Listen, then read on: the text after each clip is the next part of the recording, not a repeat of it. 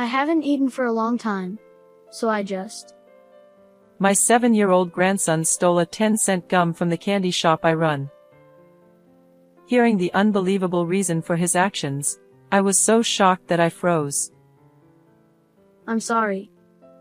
My husband slapped the gum out of the grandson's hand, who was about to cry while offering it. I won't forgive you. His expression was severe and full of anger. Then, in the next moment, he took an even more surprising action. Stop it, please. My scream echoed through the room as I tried to shield the grandson from the husband. I am Syria, 73 years old. My husband Zach, who is 1 year older, and I run a candy shop together. We were both former teachers and wanted to stay involved with children in some way even after retirement, so we renovated the first floor of our house and started a candy shop. The shop became a haven for local children and was always bustling with activity. Our only son, Greg, who is 47 years old, built a house near ours and lives with his wife, Kathy, and their son, Tom. Kathy was also a teacher but retired to become a housewife after getting married. Our son, who works in sales at a large company, always seemed busy, often leaving household matters to his wife. Kathy had a straightforward personality, and the words she said to me soon after their marriage were shocking. I'm afraid of being bullied by my mother-in-law, so I have no intention of associating with you outside of major family events. Unlike me, who was stunned by her unexpected statement, she showed no sign of remorse. At that moment, I felt uneasy about their married life. As Kathy rarely showed her face as she had declared, our son often brought the grandson to our house. Look, Tom, come here. This candy is delicious. Try it. Oh no, no. Kathy has forbidden it. What? Why?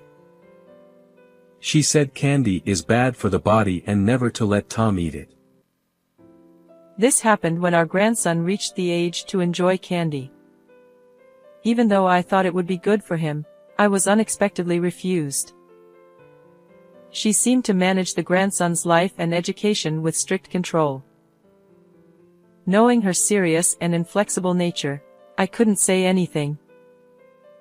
When Tom turned 5, Kathy became even more determined to prepare him for elementary school entrance exams, increasing her strictness.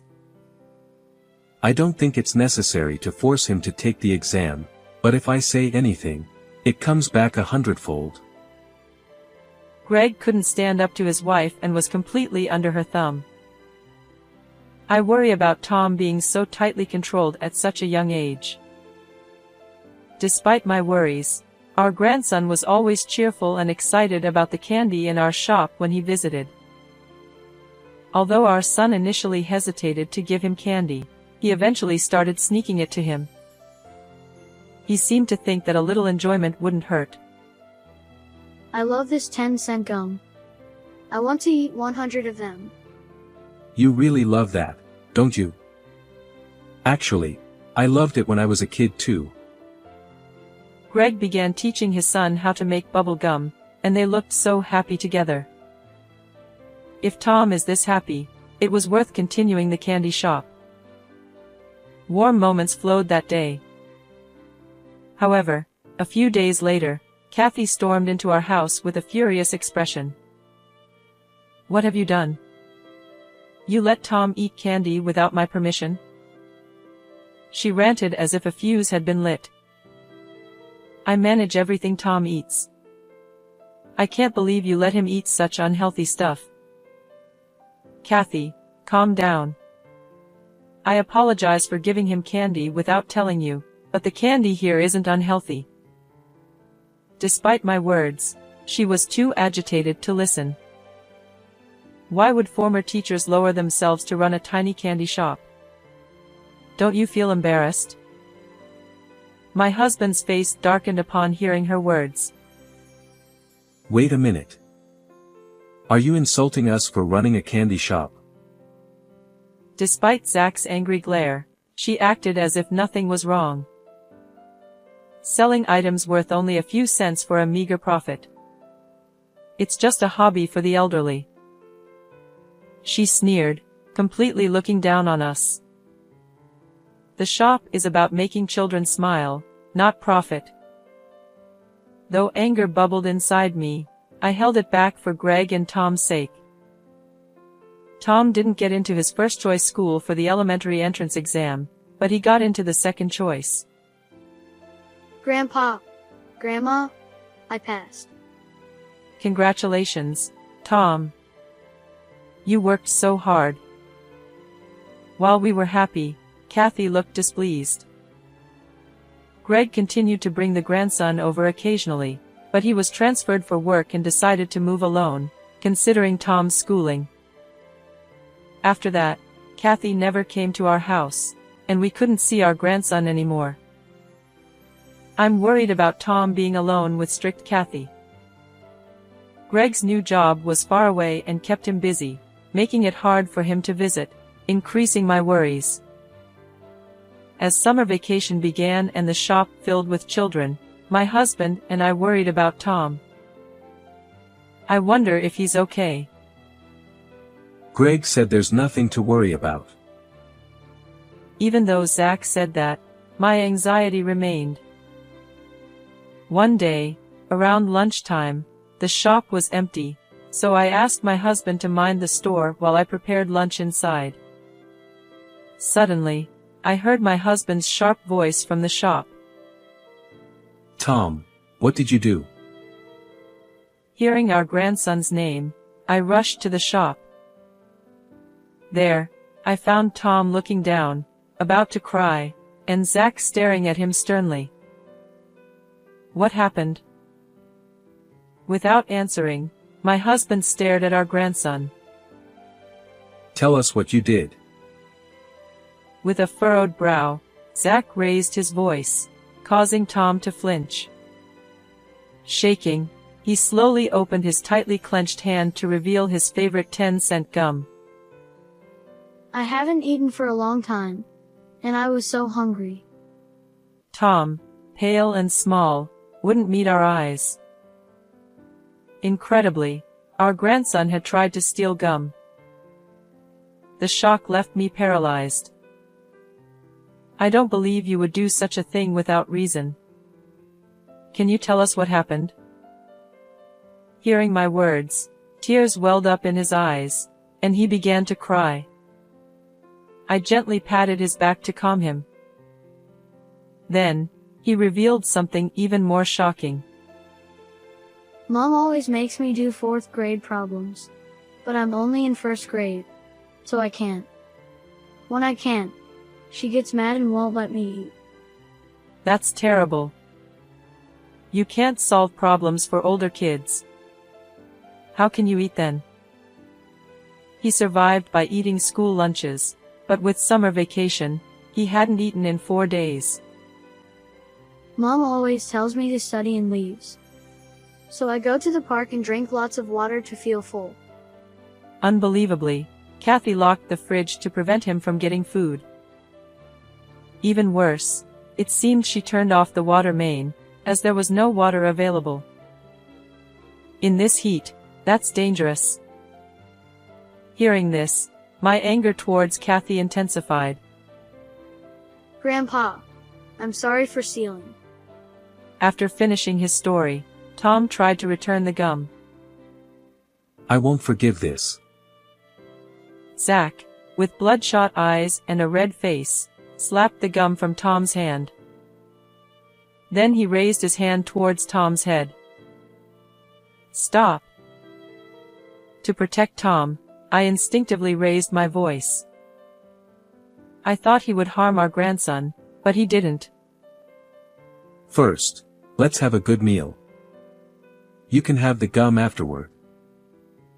Zach patted Tom's head gently, smiling warmly. His anger was directed at Kathy, not Tom. Relieved, Tom's stomach growled loudly. Seems you're hungrier now. Let's have lunch. I quickly made Tom's favorite omelet, and he ate to his heart's content. Grandma, your cooking was really delicious. But the 10-cent gum was yummy too. Oh my, it really is Tom's favorite, isn't it? Seeing my grandson completely recovered, I was relieved. But at the same time, recalling the detailed story he told me, anger began to boil within me. I can't forgive anyone for putting Tom through something like this. According to my grandson, Kathy often said she was going to see her friends and would be out until the morning. Leaving little Tom alone without giving him any food and going out at night is absolutely unacceptable. I decided to take action against such a daughter-in-law and devised a plan. A week later, I contacted Kathy and told her to bring Tom to the shop. Tom, Grandma has something important to talk about with Mommy. Can you wait at home with Grandpa? Okay. But, Mommy. Watching my sulking daughter-in-law's mood, my grandson went into the house. What do you want to talk about? Unlike you old folks, I'm busy. Kathy stood there with her arms crossed, looking irritated. I heard that you've been imposing unreasonable demands on Tom and denying him food when he can't meet them. There's no way his grades will improve with such methods. The moment I denied her way of doing things, her expression changed drastically. Tom couldn't get into his first-choice elementary school, so I'm making him study hard for his middle school exams. I'm just being a bit strict. Don't act like you know everything just because you used to be a teacher.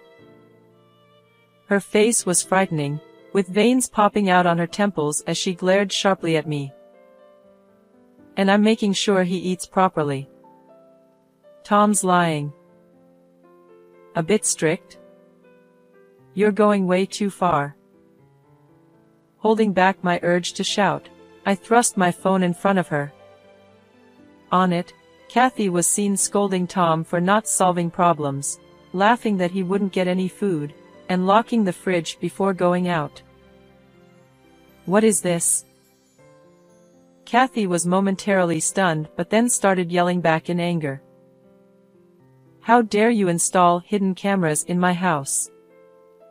That's illegal. She shouted, ignoring her own actions. Do you think I did this without permission? Greg allowed it. If he sees this, it's all over for you. Upon hearing about her cruel treatment from my grandson, I had immediately called my son and told him everything. We planned together to rescue Tom from his hellish life. Knowing his dire situation, I secretly fed him while Kathy was out. Unaware that her actions were being recorded, Kathy continued mistreating Tom. Please, Syria, don't show that footage to him. If we get divorced, it'll ruin Tom's future. Realizing she was caught red-handed, Kathy changed her attitude and begged me. But my anger towards her was too strong to hold back. Staying with you would be far worse for Tom's future. I'll show Greg all this footage. Seeing that pleading was futile, Kathy clicked her tongue and glared at me with hatred. This is why I hate stubborn old people. Hand over that phone. Thinking she could get rid of the evidence, she lunged at me. That's enough. My husband, who had come out to check on us, intervened just in time to protect me from Kathy. Shocked by her reckless behavior, I pressed on. And you often left Tom alone to stay out until morning. What exactly were you doing? Suspecting something, I had investigated and discovered that Kathy was having an affair. I had photographed her entering and leaving a hotel with her lover. When I confronted her with the photos, she turned red with anger instead of being embarrassed. So now you're playing detective? What a waste of your former teacher status. For my precious grandson, I don't need any titles. I'm ready to become a demon for Tom. Though momentarily taken aback by my firm stance, Kathy quickly regained her composure.